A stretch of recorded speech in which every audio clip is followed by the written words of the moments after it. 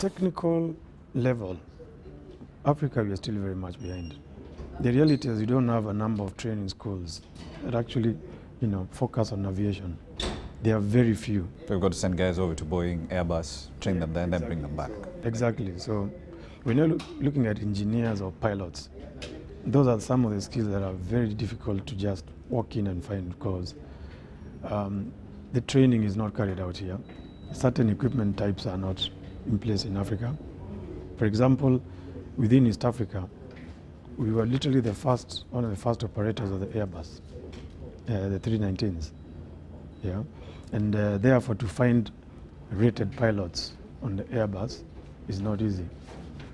So we have to bring in expatriates and transfer skills and also get local jet pilots and train them and convert them, interpret them into the Airbus. So that's one big challenge, and actually it's all over Africa. It's just not in Tanzania with FastJet.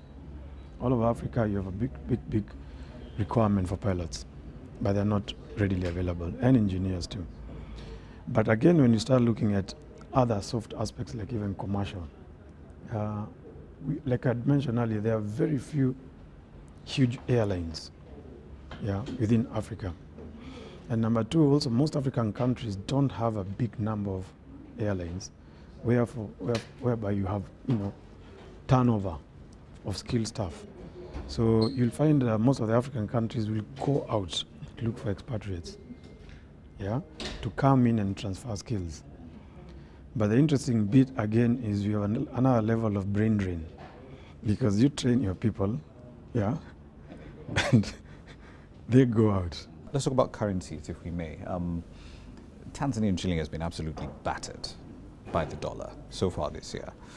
At least on the plus side, fuel prices have fallen to a certain extent. But you also operate in countries where the currencies have not been performing well. The kwacha has been absolutely hammered by the dollar as well. Zimbabwe, thankfully, is using the dollar. How do you manage that currency exposure across all these markets?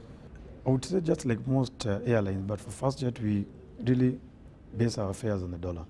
It's calculated on the dollar. For example, if you look at our lowest fare that we sell domestic is $20. The lowest fare you have on international routes is $50. So when the Z currency changes, it adjusts automatically. I would not say automatically, because you also have to look at the local currency and don't shoot it too high, but we do make the adjustments so that we can balance that. But then again, we also practice revenue management just like the conventional airlines, where you create that balance of the demand versus the supply. So all those factors actually help us mitigate with the fluctuations of the currency.